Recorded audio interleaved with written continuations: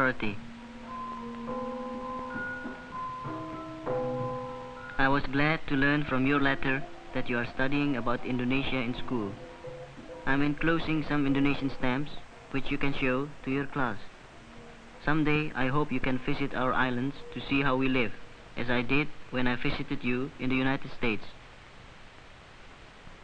What can I tell you about Indonesia? It's raining outside right now. I could tell you about our long rainy season and our tropical climate, but I'm sure you will learn about this at school. I suppose I could describe our animal life and our tropical vegetation. I could tell you about our economy and our plantations, the great groves of palm trees which produce palm oil, the rubber plantations, but I'm sure you can read about these in your textbooks. I think I would like to tell you about our people and how we live. There are many things that are alike in both our countries and many things that are different.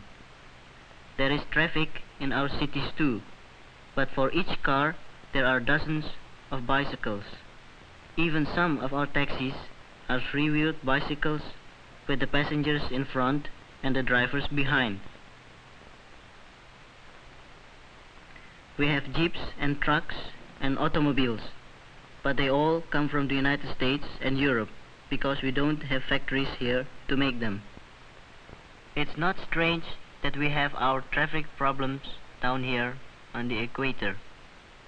After all, 3 million people live in Jakarta, our capital city. Many of our newer buildings are like yours too. Buildings such as the National Museum, which is much like your National Art Gallery in Washington, buildings like the National Post Office, and our President's home, the White House of Indonesia. Throughout our cities, new plans are being developed. Construction would be a familiar sight to you, but our methods are different because we do not yet have much machinery.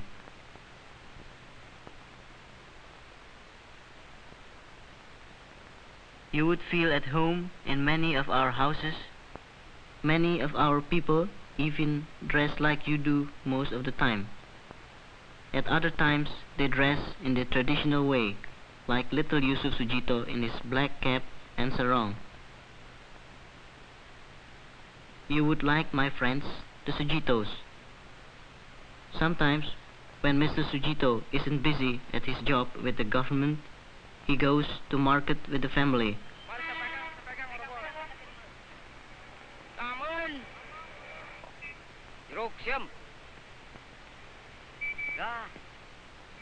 Bananas, the peddler says. Bananas and oranges. And a free sample for Yusuf. I hope the peddler is a friend of his. For a quick bite, the Sujitos can buy packets of delicious steamed rice wrapped in palm leaves instead of wax paper.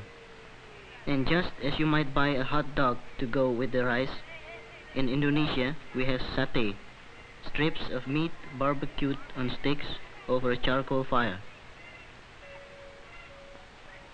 With our food, we like hot peppers and spices. The hotter the better. Then to cool off, we have soda pop and soft drinks. Ice cold orangeade tastes mighty good here on the equator. So you see, city life here isn't so very different from life in your hometown. It's when I leave the city that I realize how things in our country would seem different to you. Our country is spread over an area as large as yours, but it's broken up into 3,000 pieces. Java, Sumatra, Borneo, the Celebes, the Moluccas, New Guinea, 3,000 islands. You can imagine how much harder it is for us to communicate with each other than it is for you who have only mountains and plains to cross. That's one reason why radio is so important to us. We have a national radio that broadcasts news of current events in the new national language and many other languages to our 80 million people. We are also making moving pictures to bring information to as many people as possible. Motion pictures and radio are so important because most of our people learn best by looking and by listening. They don't read newspapers or books because most of them have never been to school. What this man knows about rice farming, he learned from his parents. And he can tell his own little boy only what he knows. Things are done the same way generation after generation. This is one of the things we are changing. Before planting a new crop, some farmers make an offering to the rice god. Do you feel that offering this rice is a strange custom? Perhaps the farmer would feel that your custom of throwing rice at a wedding is even stranger. Another thing that we are changing is the harvesting of rice in the ancient tradition. Each head is cut one by one with a small knife in the palm of the hand. In some places, the rice is hulled and pounded into flour with poles.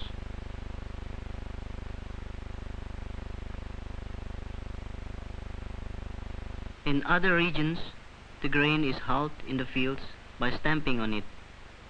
It's hard for you to realize, but it takes at least 200 times more labor to produce a bushel of rice here than in your country where you have machinery to help. People work hard in Indonesia.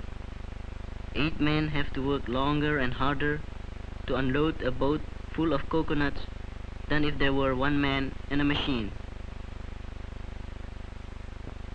Our fishing boats sail far out to sea. They carry no charts, no navigation aids, no books. They use only the skills of their crew. Why do our people do things in old-fashioned ways? They haven't had a chance. Our children weren't able to go to school.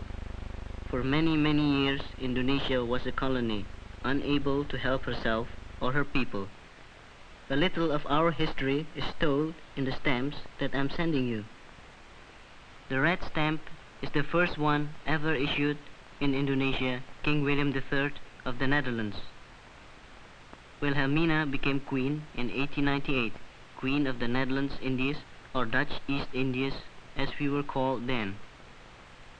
In 1938, a commemorative stamp reminded us that Wilhelmina had ruled our islands for 40 years, but 4 years later an anchor and some Japanese characters appeared on her picture. We were ruled by the Japanese for 3 years. And then, Indonesia Merdeka, freedom for Indonesia. But a declaration of independence was not enough. Like you, we had to fight a revolutionary war, the war in which I was a battalion commander. Finally, with United Nations aid, freedom at last came to Indonesia. This is Soekarno, the leader of our revolution and our first president.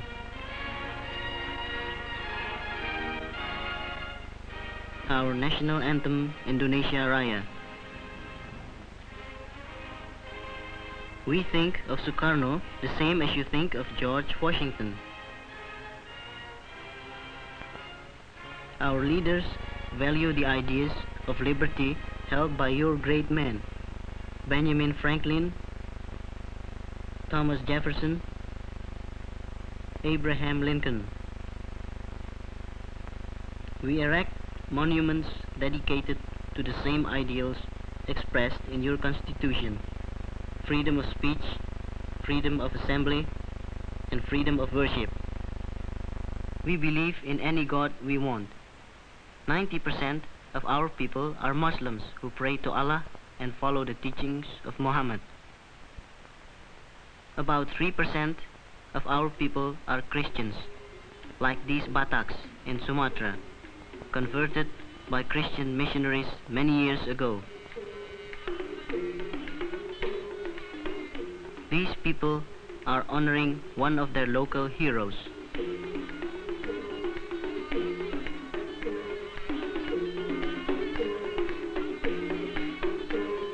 Many of our present-day leaders come from Batak villages like this, just as your leaders came from log cabins and frontier towns. Besides Muslims and Christians, there are Buddhists, Hindus, and followers of other religious beliefs in Indonesia. Here in Bali, women bring offerings of rice cakes, fruits, and flowers to their Hindu temple. Festivals have become much more frequent since we won our independence.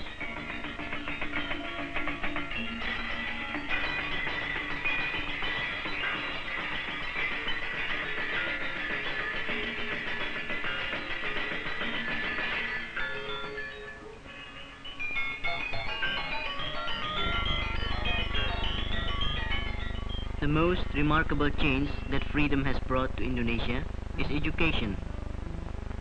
With the opening of schools everywhere, children flock to them, eager to learn. There are college students, elementary school students, and kindergarten children.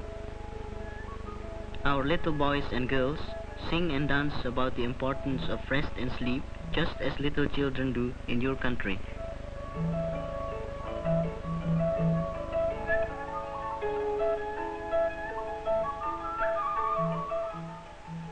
Sometimes they dress up. These two are the king and queen of Siam. And here are visitors from Japan. Boys in Indonesia play wild men of Borneo just like you play cowboys there. And we like our disguises too. But not all our play acting is done by young children. Puppet shows are one of our favorite entertainments in Java and Bali. The puppets cast a shadow on a thin screen and may be viewed from either side. The show begins about 8 in the evening and we watch all night long. Even the children stay up to watch. The puppet stories always involve a struggle between good and evil, and good always triumphs. But don't think that Indonesia uses only puppets to tell its stories.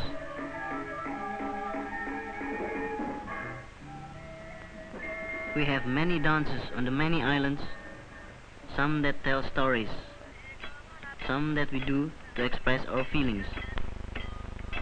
These boys in central Sumatra are doing a plate dance, striking the plates with metal rings on their fingers.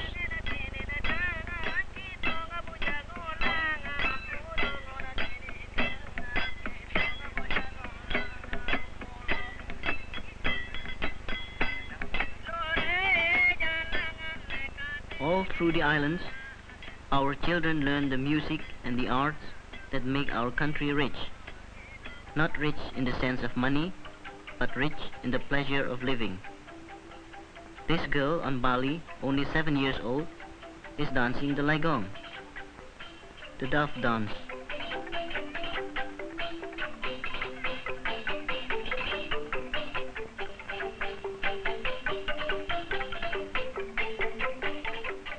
The instruments are made from bamboo by people in the village and belong to the village. Small boys may play in the orchestra, and even the very old men. For hundreds of years, our children have learned the customs of our people, the old ways. Now that independence has come to us, we are also beginning to teach them the new.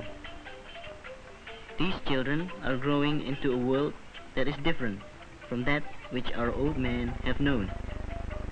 We plan to keep what was good in the old and find what is good in the new.